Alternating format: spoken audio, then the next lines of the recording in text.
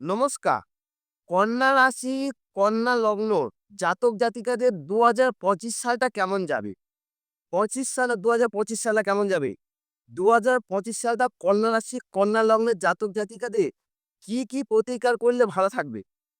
২য় নম্বর প্রশ্ন হবে যে ২০২৫ সালে আমি যে কন্যা রাশি, কন্যা লগ্নের জাতক জাতিকাদের কি বিষয়ে আলোচনা করব? ১ম আলোচনা করব কর্ম, তারপর ব্যবসা, অর্থ, প্রেম, দাম্পত্য জীবন, শিক্ষা, স্বাস্থ্য এবং পরিবার নিয়ে। এই বিষয়গুলো আলোচনা করব। ২০২৫ সালে কেমন যেতে পারে? আমি পরপর স্টেপ ওয়াইজ আলোচনা করব। যদি আপনাদের মনে হয় পুরো ভিডিওটা দেখুন, আপনার ক্ষেত্রে উপকার লাগবে। যদি আপনি কন্যা রাশি হয়ে থাকেন বা কন্যা লগ্নের জাতক হয়ে থাকেন বা জাতিকা। ১ম আলোচনা করি যে কন্যা রাশির অধিপতি কে? স্বয়ং বুধ। মার্কারি এই রাশির অধিপতি। এই রাশিতে বুধ উচ্চস্থ হয়, মূল ত্রিকোণ হয়। বুধের ঘর, বুধ উচ্চস্থ মূল ত্রিকোণ, শুক্র এখানে নিচস্থ হয়। এই যে এই যে ২০২৫ সালটা আমরা আমরা অতিবাহিত করব, ২০২৫ সালটা কোন গ্রহের দ্বারা পরিচালিত হবে? অ্যাস্ট্রোলজি মতে কোনো না কোনো গ্রহ তো নিয়ন্ত্রণ করে একটা করে বছর। এই অ্যাস্ট্রোলজি মতে ২০২৫ সালে নিয়ন্ত্রণ করবে স্বয়ং মঙ্গল গ্রহ। মাস অর্থাৎ মঙ্গল গ্রহ নিয়ন্ত্রণ করবে। কিভাবে বুঝবেন? সুপ্রিয় দর্শক বন্ধু, ২০২৫ কে আপনারা পাশাপাশি যোগ করুন। ২০২৫, এই ৫ দিয়ে ৭ দিয়ে ৯, এই ৯ সংখ্যাটা ইউনিভার্সালে নিয়ন্ত্রণ করে হচ্ছে মার্স অর্থাৎ মঙ্গল গ্রহ। অর্থাৎ এই বছরটা মঙ্গল দ্বারা পরিচালিত। আর মঙ্গল মানে আমার থেকে হয়তো আপনারা অনেকেই জানেন, যারা আমার ভিডিওটা দেখে, অনেকে অনেক কিছু জানে। তবুও আমি বলি মঙ্গল সম্বন্ধে ২-১ টা কথা। মঙ্গল নির্দেশ করে কি? বল, বীর্য, সাহস, দুঃসাহসিক অভিযান, কর্ম, কর্ম করার ইচ্ছা বা প্রবৃত্তি, যুদ্ধ বা যুদ্ধের সরঞ্জাম। এই সংক্রান্ত বিষয় নির্দেশ করে। তাই ২০২৫ সালটা কম বেশি টুকটাক যুদ্ধ-বিগ্রহ লাগতে পারে। একটা দেশের সঙ্গে আরেকটা দেশের টুকটাক হালকা লাগতে পারে বা প্রতিটা মানুষের মধ্যে কর্ম করার ইচ্ছাও বাড়তে পারে এবং মানুষের মধ্যে অনেক দুঃসাহসিক অভিযান বা অনেক মানুষ এই বছরে দুঃসাহসিক কোনো অভিযান করতে পারে। অনেক কিছু অভিযান করতে পারে এই বছরটা এবং অধিকাংশ মানুষের মধ্যে একটু কম বেশি বলবীর্য বা কাজ করার ইচ্ছা ও প্রবৃত্তি বাড়বে। এই যে ২০২৫ সালটা। এই ২০২৫ সালটা মূলত ৪ টে গ্রহ, আমাদের যে ইউনিভার্সাল এর প্রধান ৪ টে গ্রহ, যাদের পরিবর্তন হতে অনেকটা সময় নেয়, তারা এই বছর সবাই চেঞ্জ করছে। বছরটা খুব ইম্পোর্টেন্ট। শনি, বৃহস্পতি, রাহু, কেতু মেইন ৪ টে যে প্রধান গ্রহ ধরা হয়। সমস্ত গ্রহগুলো বিগোচ্য, কিন্তু মেইন যে ৪ টে, এদের এদের একটা ঘর থেকে আরেকটা ঘর চেঞ্জ করতে সময় লাগে অনেক বেশি। আর ১ম এই হচ্ছে শনি। শনি হচ্ছে কোথায় আছে? আপনার রাশিচক্রে ষষ্ঠে আছে। রাশি বা লগ্নের সাপেক্ষে কন্যা রাশি বা কন্যা লগ্নের সাপেক্ষে ষষ্ঠে আছে। ২৯শে মার্চ, মার্চ মাসের শেষার্ধে অর্থাৎ ২৯শে মার্চ একদম ঘর শিফট করবে, ষষ্ঠ থেকে সপ্তমে যাবে শনি। রাহু আছে কোথায়? আপনার সপ্তমে আছে। রাহু আপনার সপ্তমে আছে। সে সপ্তম থেকে অষ্টমে না এসে ষষ্ঠে আসবে। কারণ কি? রাহু উল্টো পথে ঘোরে। রাহু উল্টো পথে ঘোরে। সপ্তম থেকে সে ষষ্ঠে আসবে। কখন? মে মাসের মাঝামাঝি। কেতু কোথায় আছে? আপনার রাশিতে বা কিংবা লগ্নে আছে। এই রাশি বা লগ্ন থেকে শিফট করে সে চলে যাবে আপনার ২য় ভাগে, আপনার দ্বাদশে চলে যাবে মে মাসের মাঝামাঝি। বৃহস্পতি আছে কোথায়? আপনার ভাগ্যস্থানে। এই ভাগ্যস্থানে বৃহস্পতি থেকে সে আপনার মে মাসের মাঝামাঝি শিফট করে সে আপনার কর্মস্থানে যাবে। অর্থাৎ বিশ্বরাশিতে আছে। বিশ্বরাশি হচ্ছে আপনার ভাগ্যস্থান। ভাগ্যস্থান থেকে সে আপনার মিথুনে চলে যাবে। এই হচ্ছে মেইন ৪ টে গ্রহ। বৃহস্পতি, শনি, রাহু, কেতু। এছাড়া মঙ্গল আপনার এখন শুরুতে একাদশে আছে। বক্রী হয়ে সে আপনার ১০ যাবে, আবার একাদশে আসবে। মঙ্গল আবার প্রতি ইয়েতে চেঞ্জ করবে। বুধ একটা ঘর থেকে আরেকটা ঘরে চেঞ্জ করতে প্রায় সময় নেয় ১৮ দিন। শুক্র নেয় ২৮ দিন। একটা ঘর থেকে আরেকটা ঘরে চেঞ্জ করতে শুক্র নেয়। আর সূর্য একটা ঘর থেকে আরেকটা ঘরে চেঞ্জ করতে নেয় ১ মাস। আর চন্দ্র তো নেয় প্রতি ২.৫ দিনে একটা ঘর একটা ঘর থেকে আরেকটা ঘর শিফট করে। এই যে গ্রহদের অবস্থান, তা এই গ্রহদের অবস্থান সাপেক্ষে ২০২৫ সালটা যাদের, এই যে বছরটা কেমন যাবে? কন্যা রাশি কিংবা কন্যা লগ্নের জাতক জাতিকা। তা পরপর আমি স্টেপ ওয়াইজ আলোচনা করি। ১ম হচ্ছে কর্ম। কর্মের কতটা অগ্রগতি ঘটতে পারে? কন্যা রাশি, কন্যা লগ্নের জাতক জাতিকাদের কর্মসংখ্যান দিক থেকে মোটামুটি শুভ ফল পাবেন। এই বছরটা মোটামুটি শুভ ফল পাবেন। কারণ বছরের শুরুতে শনি আপনার ষষ্ঠে আছে। ষষ্ঠে শনি রীতিমতো কর্মসংক্রান্ত দিক থেকে কিছুটা অনুকূল ফল দেয়, কিন্তু তাকে কর্ম বেশি করতে হয়। সে কর্ম বেশি করলে তার কর্মের ফলটা বেশি পাওয়া যায়। ষষ্ঠে শনি মানে বেশি কাজ করিয়ে নেয় ষষ্ঠে শনি। এই ষষ্ঠে শনি ষষ্ঠ থেকে শিফট করে সপ্তমে যাবে। আর সবথেকে বড় কথা বৃহস্পতি আপনার ভাগ্যস্থানে আছে। ভাগ্যস্থানে আপনার রীতিমতো চতুর্থ সপ্তমী ভাগ্যস্থানে শুভ, এবং বৃহস্পতি ভাগ্যস্থান থেকে আপনার কর্মস্থানে যাবে মে মাসে মাঝামাঝি। আপনার কর্মের একটা উন্নতি ঘটবে। ঊর্ধ্বতন কর্তৃপক্ষ আপনার কর্মের আপনি যে কর্ম করবেন সেই কর্মের সমর্থন করবে ঊর্ধ্বতন কর্তৃপক্ষ, এবং কর্মে যাই কিছু করুন সে কর্মে আপনার উন্নতি তো ঘটবেই। কিন্তু একটা কথা বলি, রাহু আপনার আছে সপ্তমে, সপ্তম থেকে মে মাসে মাঝে মাঝে শিফট করবে। শিফট করে আপনার ষষ্ঠে আসবে। ষষ্ঠে রাহু যারা চাকরি করছেন, যে ট্রান্সফার চিন্তা করছেন, ষষ্ঠে রাহু ট্রান্সফার হতে সাহায্য করবে। ট্রান্সফার হতে সাহায্য করবে ১ নম্বর। দ্বিতীয় নম্বর, ষষ্ঠে রাহু যারা এমনি বিভিন্ন কর্ম সেক্টরে আছে, কিছুটা কর্মে একটু বাধা বিঘ্ন বা একটু ডিস্টার্ব হালকা চলতে পারে মে মাসে মাঝামাঝি। তবে খুব বেশি সমস্যা হবে না। কারণ কি বৃহস্পতি ষষ্ঠতার ওপর দৃষ্টি থাকবে। খুব বেশি সমস্যা তৈরি করবে না কর্মসংক্রান্ত বিষয়।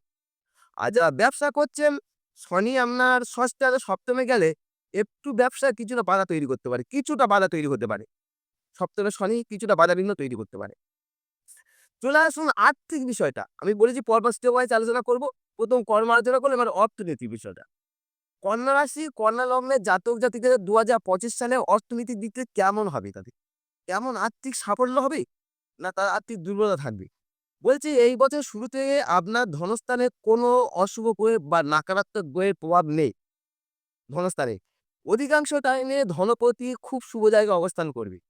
তার আক্ষরিক তার ধনস্থানে কোনো অশুভ গ্রহ নেই বা ধনপতি শুভ স্থানে আছে। যার ফলস্বরূপ আর্থিক দিকটা শুভ ফল পাবে। বছরের শুরুটা যেহেতু একটু শুক্র ষষ্ঠে আছে, একটু সামান্য সমস্যা হলো, খুব বেশি সমস্যা নেই। এই মে মাসে মাঝামাঝি থেকে বৃহস্পতি যখন ভাগ্য থেকে কর্মস্থানে আসবে এবং তার পঞ্চম দৃষ্টি দ্বারা ধনস্থানকে দেখবে।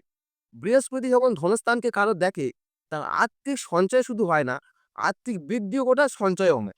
দুটো সেক্টরে ভালো ফল দেয় বৃহস্পতি। তাই মে মাসে মাঝামাঝি থেকে আর্থিক দিক থেকে আরো উন্নতি ঘটছে কন্যা রাশি, কন্যা লগ্নের জাতক জাতিকাদের। এই সময় থেকে আপনার আর্থিক শ্রীবৃদ্ধি পাবেন মে মাসের মাঝামাঝি থেকে। চলে আসুন শুরু করব প্রেম ও দাম্পত্য জীবন। যারা প্রেমিক প্রেমিকা, কন্যা রাশি, কন্যা লগ্নের জাতক জাতিকারা, তাদের প্রেম কেমন ফল পাবে? প্রেমে কেমন ফল পেতে পারি ২০২৫ সালটা? বলছে ২০২৫ সালটা যারা প্রেমিক প্রেমিকারা মিশ্র ফল পাবে। মিশ্র ফল পাবেন। কারণটা কি? শনি হচ্ছে আমরা পঞ্চমপতি, পঞ্চম থেকে প্রেম বিচার হয়। পঞ্চমপতি বর্তমানে ষষ্ঠে আছে। এই ষষ্ঠে শনি, পঞ্চমপতি ষষ্ঠে একটু প্রেমের হালকা বাধাবিঘ্ন চলছিল। হালকা বাধাবিঘ্ন চলবে। মার্চের শেষে শনি যখন ষষ্ঠ থেকে সপ্তমে যাবে, এই পঞ্চমপতি সপ্তমে গেলে সপ্তমে শনি প্রেমের দিক দিয়ে কিছু শুভ ফল দেবে। কি দেবে? যারা প্রকৃত প্রেমিক, যারা প্রকৃত প্রেম করছে তাদের ক্ষেত্রে শুভ ফল আসবে। তাদের দাম্পত্য সূচনা ঘটবে। তা নাহলে সপ্তমে শনি, যদি আপনি প্রকৃত প্রেমিক না হন, তাহলে প্রেমে বাধাপ্রাপ্ত হবে। তা নাহলে প্রেমের বাধাপ্রাপ্ত হবে আপনার জীবনে। কারণ শনি সপ্তমে হালকা প্রেমের বাধা তৈরিও করে। আর যদি প্রকৃত প্রেমিক হন তাহলে আপনার প্রেম শুভ হবে, এবং বৃহস্পতি অধিকাংশ টাইমে আপনার ভাগ্যস্থানে কিংবা কর্মস্থানে থাকার জন্য বছরে ওভারঅল শুভ ফল পাবে। ওভারঅল শুভ ফল পাবেন। আর যারা দাম্পত্য জীবনে চিন্তা করছেন যে কি ফল পাবেন, দাম্পত্য জীবনে মধ্যম ফল পাবেন। কারণ শনি যখন সপ্তমে যাবে, দাম্পত্য জীবনে একটু চাপ তৈরি হবে। ষষ্ঠপতি মানে শনি সপ্তমে গেলে দাম্পত্যে হালকা চাপ তৈরি হতে পারে কন্যা রাশি, কন্যা লগ্নের জাতক জাতিকারা। চলে আসবো শিক্ষা। ২০২৫ সালে যারা কন্যা রাশি, কন্যা লগ্নের জাতক জাতিকারা এডুকেশন সেক্টর কেমন ফল পাবে? এডুকেশন সেক্টরে এই বছরটা আপনার মিশ্র ফল পাবেন। কেন বললাম সুপ্রিয় দর্শক বন্ধু? কারণ এই বছরের শুরুতে পঞ্চমপতি শনি আপনার ষষ্ঠে আছে। এই পঞ্চমপতি শনি ষষ্ঠে থাকার জন্য মিশ্র ফল দেবে। কারণ একটা প্লাস পয়েন্ট আছে, বৃহস্পতি ভাগ্যস্থানে আছে। এই ভাগ্যস্থানে বৃহস্পতি আপনার রাশির ওপর বা লগ্নের ওপর দৃষ্টি দিচ্ছে, আবার পঞ্চম স্থানে দৃষ্টি দিচ্ছে। এই পঞ্চম স্থানে দৃষ্টি বা আপনার রাশির ওপর লগ্নের ওপর দৃষ্টি থাকার জন্য কিছুটা জ্ঞানের বৃদ্ধি ঘটাবে। কিন্তু পঞ্চমপতি শনি মানে ষষ্ঠে থাকার জন্য একটু সমস্যা চলছে। কিন্তু বৃহস্পতি শুভত্ব হওয়ার জন্য আপনাকে কিছুটা জ্ঞানের বৃদ্ধি ঘটাবে বা আপনার কিছুটা রেজাল্ট ভালো করার চেষ্টা করবে বৃহস্পতি। কারণ জ্ঞানের কারক বা আমাদের সবকিছু ধর্ম বলো, জ্ঞান বলো সবকিছু হচ্ছে বৃহস্পতির উপর নিয়ন্ত্রণ হয়। সেই বৃহস্পতি আপনার রাশির উপর বা লগ্নের উপর দৃষ্টি দিচ্ছে এবং পঞ্চম স্থানে দৃষ্টি। তাই জ্ঞানের বৃদ্ধি কিছুটা ঘটাতে সাহায্য করবে এই বৃহস্পতি। আর মে মাসের পর থেকে বৃহস্পতি যখন ঘর চলে যাবে, এডুকেশন সেক্টরে আস্তে, আস্তে উন্নতি করতে পারবে। যখন ভাগ্যস্থান থেকে কর্মস্থানে যাবে তখন এডুকেশন সেক্টর আরো উন্নতি করতে সাহায্য করবে বৃহস্পতি। আমরা বাড়াতে সাহায্য করি। চলে আসলো স্বাস্থ্য। ২০২৫ সালে স্বাস্থ্য সংখ্যার দিক থেকে কন্যা রাশি, কন্যা লগ্নের জাতকেরা মধ্যম ফল পাবে। কারণ বছরের শুরুতে রাহু কেতু আছে আপনার কি কেতু রাশিতে বসে আছে বা লগ্নে আছে। রাহু কেতুর প্রভাব আছে। এই রাহু কেতুর প্রভাব রাশি বা লগ্নের উপর থাকা মানে কি বলতো স্বাস্থ্য সংক্রান্ত এটা দুর্বল তৈরি হয়।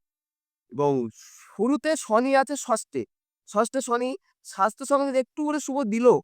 কিন্তু শনি ২৯শে মার্চের পর ষষ্ঠ থেকে যখন সপ্তমে যাবে, সপ্তমে শনি মানে কি আপনার রাশির উপর দৃষ্টি দিচ্ছে বা লগ্নের উপর দৃষ্টি দিচ্ছে।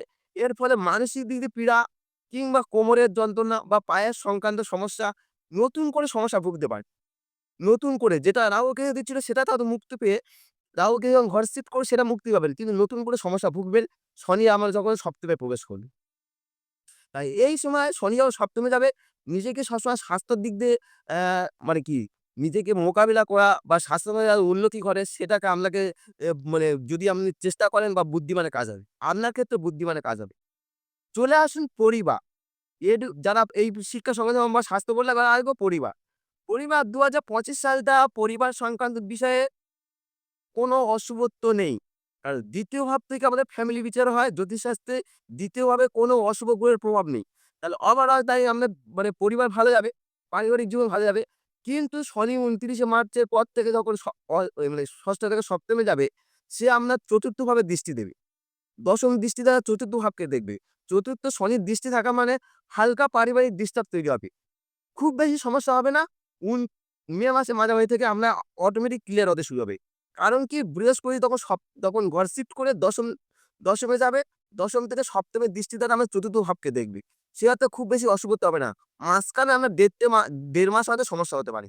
মার্চের শেষ এপ্রিল মে মাসের মাঝামাঝি পর্যন্ত। এই ১.৫ মাস হালকা পারিবারিক বিষয় নিয়ে সমস্যা হতে পারে। চলে আসুন আমি যে শুরুতে বলেছি যে কন্যা রাশি, কন্যা লগ্নের জাতক জাতিকারা কি প্রতিকার করলে ২০২৫ সালে ভালো থাকবে। আমি মূলত ৫ টা বিষয়ে বলব।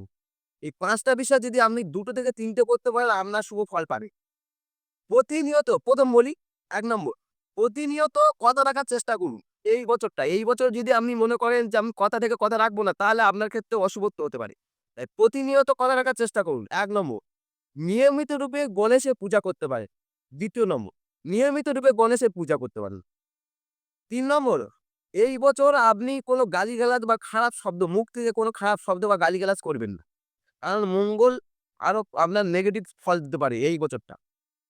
৪ নম্বর আপনি যদি কপালে কেশরের তিলক লাগাতে পারেন সেকালে শুভ ফল পাবেন। কেশরের তিলক যদি লাগাতে পারেন কন্যা রাশি কন্যা লগ্ন খুব শুভ ফল পাবেন। আর ৫ নম্বর এই বছর কোনো সবুজ রঙের জামাকাপড় মানে যেটা আমরা রাশি বা লগ্নকে স্ট্রং করার জন্য সবুজ রঙের জামাকাপড় পরতে পারেন ১ নম্বর কিংবা হাতে পান্না ধারণ করতে পারেন। তাতে আপনি শুভ ফল পাবেন। এই ছিল কন্যা রাশি কন্যা লগ্নের জাতকদের এই ২৫ সালটা কেমন যাবে তার কি প্রতিকার করলে ভালো লাগবে ডিটেইলস আলোচনা করলাম।